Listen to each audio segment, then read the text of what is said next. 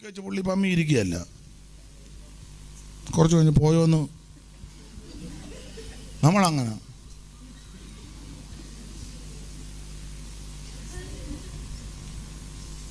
ആ മാല കണ്ടിട്ടുള്ള നോട്ടും കണ്ടുടനെ പുള്ളി ഓടി അങ്ങോട്ട് ചെല്ലുക, നിലം വരെ കുനിഞ്ഞു.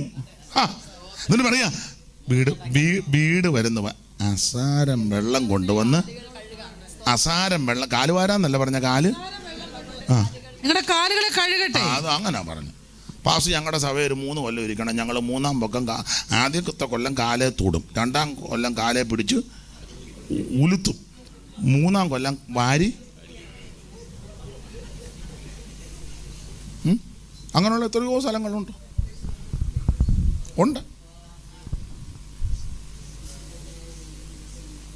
അസാരം വെള്ളം കൊണ്ടുവന്ന് കാലൊന്ന്, എന്നിട്ട് നിങ്ങളുടെ കാലുകളെ കഴുകട്ടെ, വൃക്ഷത്തിന് കീഴിൽ ഇരിപ്പീൻ.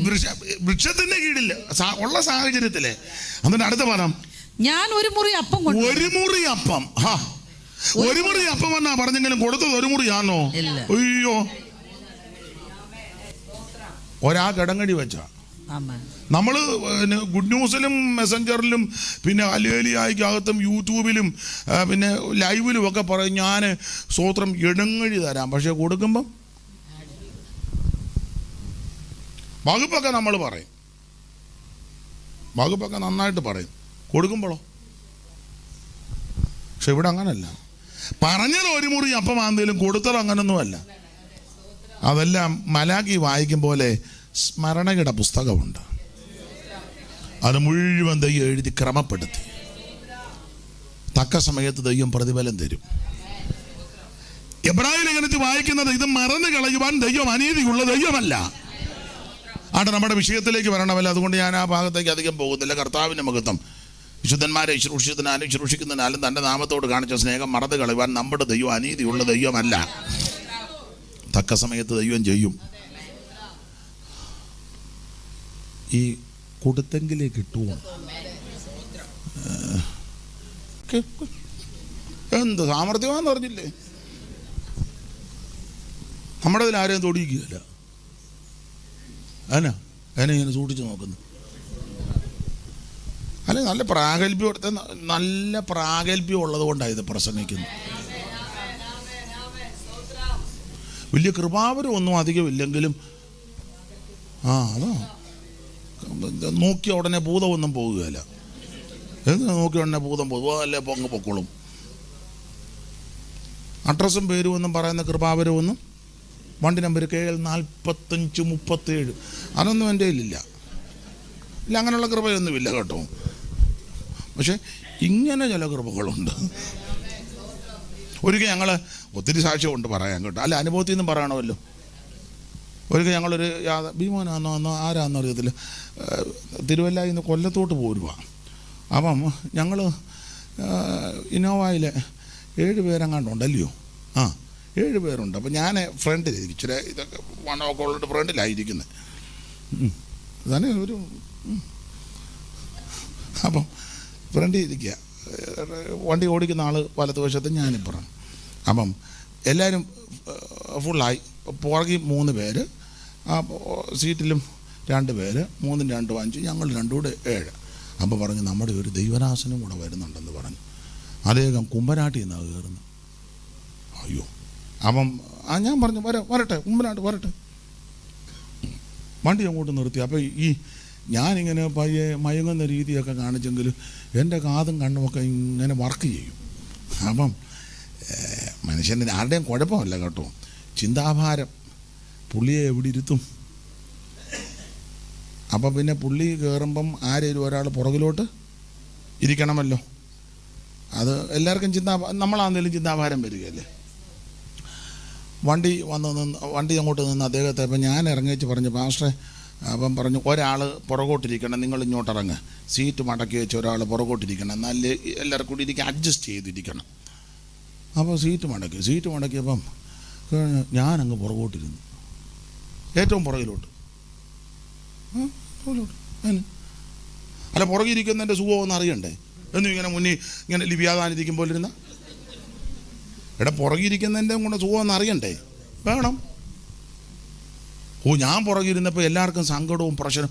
അങ്ങനെ പാസ്റ്റർ ഞാനിന്നിവിടെ ഇരിക്കുന്നോളെന്ന് പറഞ്ഞു. നിനക്കൊക്കെ വേണേ ഇരിക്കാൻ പറഞ്ഞു. ദൈവകൃപയാൽ കുമ്പനാട് മുതൽ കൊല്ലം വരെ അങ്ങനെ കൊല്ലത്ത് ആ സ്ഥലത്തിൻ്റെ പേരിന് ഇവിടെ നമ്മുടെ പുള്ളിയുടെ അവിടെ എന്തോ ഒരു ദ്വീപല്ലല്ലോ എന്തോ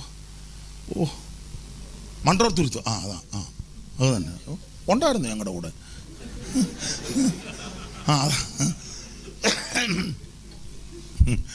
അവിടം വരെ ഇരുന്നു. അതിനെന്നെ ഇരിക്കണം. ദൈവത്തിന് മഹത്വം. പല കാര്യം പ്രാഗൽഭ്യമുള്ളതുകൊണ്ടായി പറയുന്നത്. സ്തോത്രം. ഞങ്ങളുടെ സഭയിൽ വരുന്നവർ വണ്ടിയില്ലാത്തവർ നമ്മുടെ വണ്ടിയിലെ കൊണ്ടുവിടുന്നു. അതിനെന്നെ ഒന്നല്ല 10 വട്ടം വിടും. ഞങ്ങൾക്കൊരു തോമാച്ചായനും അമ്മാമയുണ്ട്. അമേരിക്കയിൽ നിന്ന് അവർ കുറച്ച് ദിവസമൊക്കെ നാട്ടിൽ വരും. ഇവിടെ യോഗം എല്ലാം കഴിയുമ്പോൾ രാത്രി 12 പുള്ളി താമസിച്ച് കൊണ്ടുവിടും. പുള്ളി എപ്പോഴും പറയൂ എപ്പോഴും തന്നെ. ഞാൻ പറഞ്ഞു എപ്പോഴൊന്നല്ല, എന്ന് യോഗത്തിന് വന്നാലും കൊണ്ടുവിടും. ചിലർ 1-2 പ്രാവശ്യം വിടും. പിന്നെ പറയാം ആച്ചാ ഞങ്ങൾക്ക് വേറൊരു വഴിക്ക് ചുമ്മാ പറയാവുന്നതാണ്. ഈ പെരുങ്കള്ളനെല്ലാം കൂടെ ചുമ്മാ ഞങ്ങൾക്ക് വേറൊരു വഴിക്ക് ഞങ്ങൾ യോഗം കഴിഞ്ഞ് വെച്ച് വേറൊരു സ്ഥലത്ത് കയറും. നീ കയറും. ഒടുവിൽ നീ വേറൊരു സ്ഥലത്ത് ചെന്ന് കയറും. അതിന് യാതൊരു തർക്കവും ഇല്ല. എന്തോ ഒരു സൂത്രമൊക്കെയാണെന്നറിയാം. ഉണ്ട് ചില ഞങ്ങൾ ആ വഴിക്കല്ല, ചുമ്മാ പറയുന്നതാ, ചുമ്മാ പറയുന്നതാ. എനിക്ക് എത്ര എണ്ണത്തിനെ അറിയാം. ഇതെല്ലാം ദൈവം കണ്ടുകൊണ്ടിരിക്കുക. ഇതൊക്കെ നമ്മുടെ ഈ സൂത്രവും ഈ തട്ടിപ്പും ദൈവം ഇതെല്ലാം കണ്ടുകൊണ്ടിരിക്കുകയല്ലേ.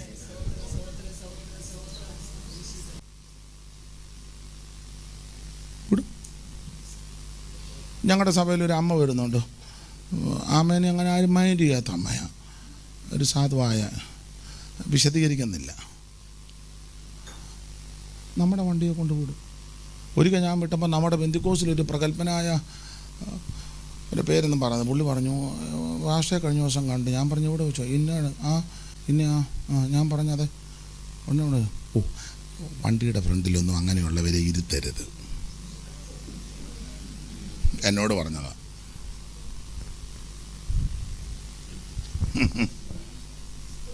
സ്റ്റേജിലൊക്കെ നിൽക്കുന്ന തകർക്കുന്ന തകർപ്പ് ഞാൻ കാണുകയാണെന്നാ പറയുന്നത്. എന്തോ നീ പിണ്ടിവാഴ കണ്ടു. ഇങ്ങനെയുള്ളൊരു കാഴ്ചപ്പാടും കൂടെ വേണം. ഈ ഉപവാസ പ്രാർത്ഥനയിൽ ഇതൊക്കെ വേണമെന്നേ.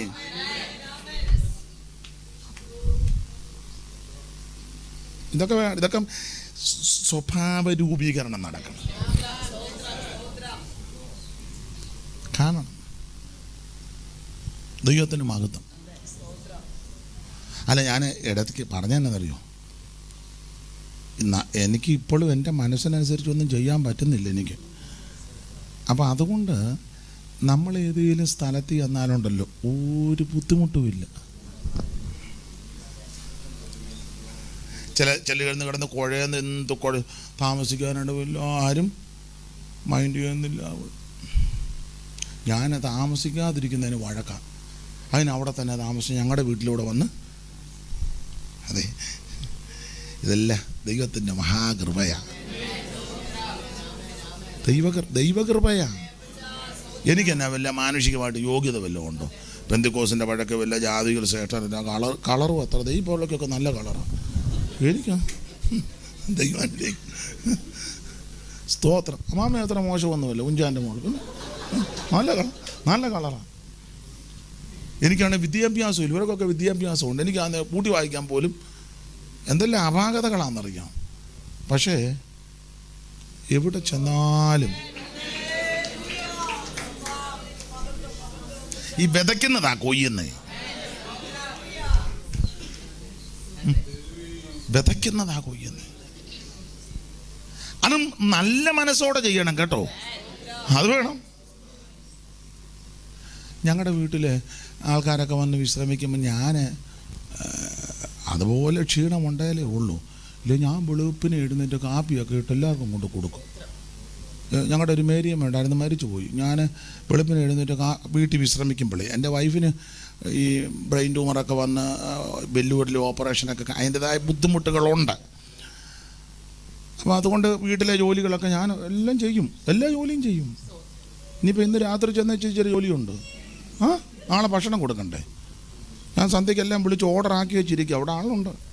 എന്നാലും മേൽനോട്ടമൊക്കെ ഞാൻ വഹിക്കും. അപ്പം ഒരിക്കലും മേരിയമ്മച്ചി ഞങ്ങളുടെ വീട്ടിൽ താമസിച്ച് ഞാൻ വെളുപ്പിനെ കൊണ്ട് കറക മുട്ടി വെച്ച് കട്ടം കൊടുത്തു. ഈ തള്ള നിന്ന് കരയും.